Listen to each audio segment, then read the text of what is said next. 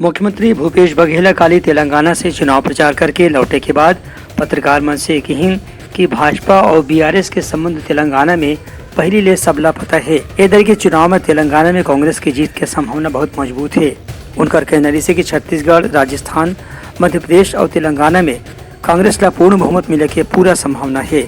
उनका कहना है कि भाजपा भले ही कोई भी तरीका से चुनाव अपन पक्ष में करे के प्रयास कर चुके हैं, लेकिन नतीजा कांग्रेस के ही पक्ष में आई।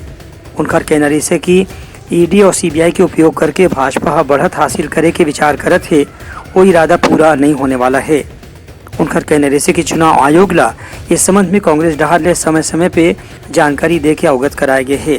भूपेश बघेल के कहना है कि छत्तीसगढ़, मध्य प्रदेश, राजस्थान और तेलंगाना में कांग्रेस के पक्ष में लगातार चुनाव की पहली रही माहौल बन चुके रही से अब केवल नतीजा आना बाकी है। ब्यूरो रिपोर्ट, उत्तलंघा न्यूज।